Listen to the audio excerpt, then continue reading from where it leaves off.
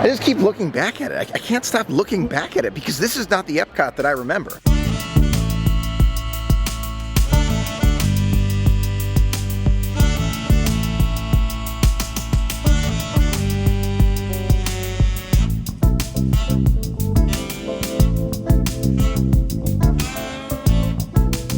Good morning, everyone. Today is another magical day at Walt Disney World and Hollywood Studios, and the time now is 8:27 in the morning at Toy Story Land on a super crowded day. You know, something really interesting happened today, something that I did not expect at all. I walked into Hollywood Studios at 8:03 and all of the return times for Reyes were gone. All of the return times for Reyes were gone this morning within about maybe a minute, maybe 2 minutes of opening of the park today. Can't be late on a day like today. It is so crowded here at Hollywood Studios. The line for Slinky Dog Dash goes all the way around the land. 2-hour wait already, all the way around the land. Now, first thing in the morning, there are a few things open, like, of course, Reyes, Millennium Falcon, Slinky Dog Dash, Toy Story, Midway Mania, and a few other places, but not all the spots. Not everything's open till about 9 in the morning, but that's all right. That's all right. You know, if you get here for Reyes, that's what you're really here for. If you're a little bit late, is no Reyes availability. Now, you may recall we've actually gotten on to Reyes before when we have gotten here later, like 8:04 in the morning, or whatever, 7:04, whatever, you know, when it was the 7 o'clock opening. We got here maybe 4 minutes after opening, and we still got a return time for Reyes. Today, that's not the case, just because there are so many people here. Before 9 a.m., let's head on into Star Wars Galaxy's Edge and see how crowded it really is in there. Very crowded in Star Wars Galaxy's Edge. As you can see, all those boarding passes are totally handed out. Line for the Droid Depot goes all the way out here, and Oga's Cantina line goes all the way out there as well. So, yeah, very crowded in Star Wars Galaxy's Edge today. There it is, the end of the line for Smuggler's Run by the gate here for Toy Story Land. It's unbelievable. Buzz Lightyear's right over there, and that's the line. 75 minutes for Alien Swirling Saucers, just to give you an idea of the crowd. In preparation for these crowds today, sure enough, I've got a fast pass for Toy Story Midway Mania. Let's do it. Time to see if we can beat the all-time high score. 280,300, not bad. To me, it's always shocking to see scores over 400 or 500,000. I mean, I feel like I do a pretty good job at 300,000. But, I mean, that's going to take some serious practice. A great run on Toy Story Midway Mania, but given the crowds all around us here, I think we're going to make our way towards the Riviera Resort now via the gondola. Relax today. Today is a super relaxing day because look at this. Crowded!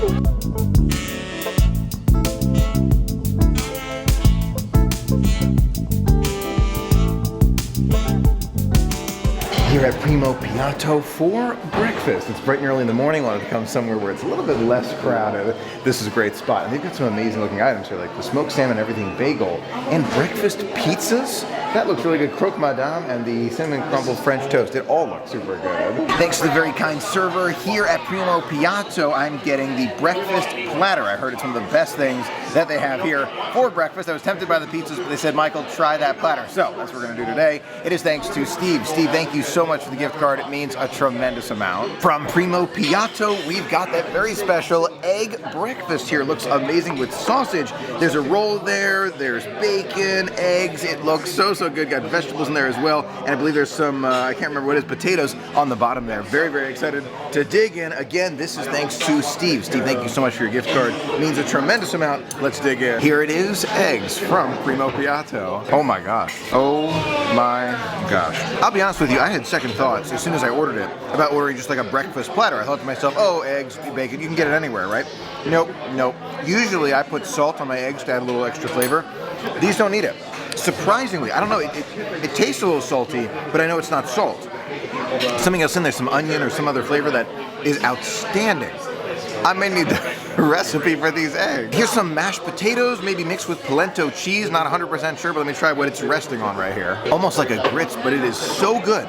It's a creamier grits right there. All right, I'm gonna mix the two together now. You ready? Eggs and that, whatever it's resting on. I've been to Primo Piazza for, I think, breakfast, lunch, and dinner now. I gotta tell you, few bites. I'm a few bites in. I love it. I can't get over how good this breakfast is. It's worth coming out of your way from Hollywood Studios here. Eggs are a winner. Those grits or grits type item is a winner. Let's see if the sausage is a winner. Overall, super impressed with this breakfast and egg platter from Primo Piazza. The only thing that's kind of like okay is the roll, and it's only okay. It's not like bad, it's just okay. Everything else is amazing. I would get this again in a heartbeat, and I recommend it. If you're here at Hollywood Studios, you want like a different kind of breakfast from what's in the park, come over to Riviera, Primo Piazza.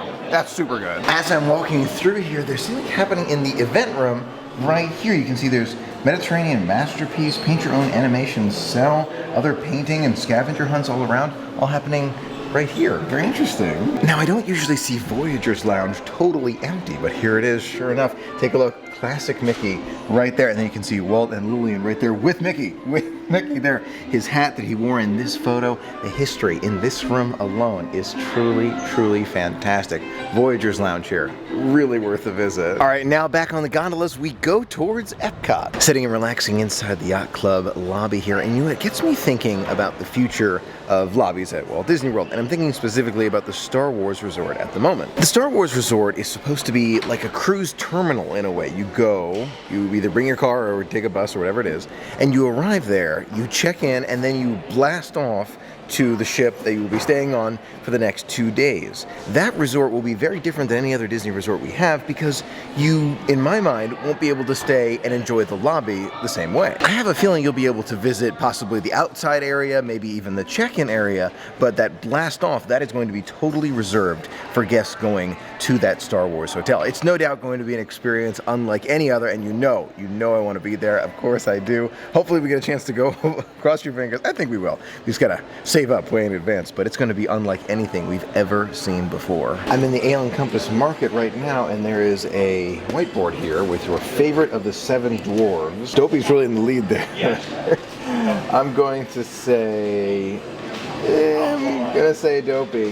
He's my favorite. Back in Epcot now to check out Festival of the Arts and, of course, see more of the construction. As if it was done with magic, the flowers are already out for the Flower and Garden Festival. Amazing to see. I was actually wondering if the flowers would be up this year because they're building that super large building, the Festival Center building, basically right where the back flowers are right there, but they have totally set it up for Flower and Garden really, really early. They look amazing already. I love Flower and Garden. Flower and Garden's got a special spot for me. Gotta love those 3D images here. Finally caught it during the daylight hours where it looks like you're kind of looking down at the village right there from the stairs above. A very, very cool picture. Now, speaking of some of those changes at Epcot, one of the bigger ones, Perry is no longer here. I miss Perry the Platypus already. I know it's not as utilized as we would think, but the Perry the Platypus game was so much fun around World Showcase, and I love that character. Being replaced by DuckTales. It's a good replacement for him, it is, in my opinion, but I miss Perry. In preparation for the future of Epcot, you can no longer walk that way all the way through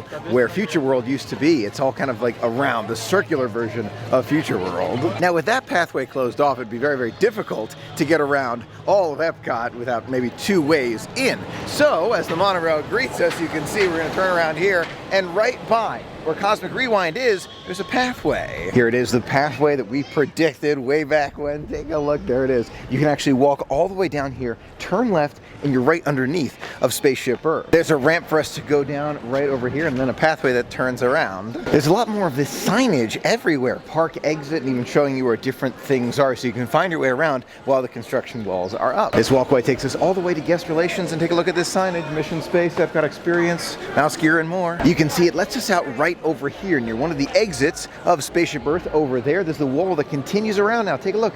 That entire area is now closed off. We can't get anywhere close to where Penn Central used to be. In just a few days, I would imagine these large pillars will be coming down, and then those kind of shades above will also be coming down as well. It's a very different Epcot now. Can't go that way at all. Not at all. Making our way back towards Spaceship Earth, which will eventually take us all the way back to the other pathway, kind of the other side of Spaceship Earth, which takes us back to the Land and Sea Pavilion. So you have to make this circle in order to get back to those 2 pavilions. A very, very different Epcot than we're used to, but change is important. Eventually, we'll get that middle area back again. The signage continues around Spaceship Earth itself with this red sign over here and this green one over there indicating where you're going. A lot of cast members all around holding up these signs, making sure that everyone knows where they need to go. Land, Soar, and Imagination Seas that way. We're going this way, just take a look at the construction. As we make our way over here, you can see the exit of Spaceship Earth, the handicap entrance of Spaceship Earth, and a meet and greet with Daisy Duck. It's very difficult for us as as Disney enthusiasts, as those who love the parks, the resorts, everything that Walt Disney created and dreamt of, to see this. This is just not, it's not what we're used to. It's not what we love. It's different. It's different, but change is inevitable. It's so important. But it's still difficult. I mean, it's important, it's necessary. Walt Disney wanted it himself, right? Not a museum, this is what he wanted, but it's difficult. But one thing, Disney, that I think helps a little bit for the nostalgia piece, for those of us that have loved the parks for years and years and years, the walls are still up over here. You can make your way all the way to this wall. So this is the wall where you can't go any further, but you can still see this exit of Spaceship Earth and still get your photos with these very special walls. Now, if you want a photo with these, I recommend getting them as fast as possible, because you never know when this wall could make it closer that direction. It's going to be a very interesting Epcot for years. This whole renovation process will take at least 2 years. It's a long, long time. I know it's not easy for us to hear it, but think about Hollywood Studios or Animal Kingdom years ago, when we used to say that Animal Kingdom was a half-day park, and now it's got Pandora and more nighttime activities, and they're adapting it all the time. Hollywood Studios turned into a half-day park, and they added Star Wars Galaxy's Edge and Toy Story Land, and what do you know, full day and a half park or more. And now Epcot, in my opinion, has turned into that half-day park. It's an important step in the evolution of the parks. I just keep looking back at it. I can't stop looking back at it, because this is not the Epcot that I remember. And I can't get over the difficulty in that. It's just not easy. Take a look at this kids chalk art section. I had never seen this before, right by the Seasonland Pavilion, right over there. Kids chalk art where they get to play. That's great. You can see the janitors are cleaning up right now, but there's the wall. You could have gone to Character Spot and towards Future World in that direction. Not anymore. Walls are in their way. It'll open back up again one day. Just amazing to see it. Flower and Garden Festival is basically underway at this point. It's amazing. Not yet, but it looks like it. Wow. After all these years, they are still so popular. The French acrobats. I'm super, super glad to see it. All right, back on the gondola we go.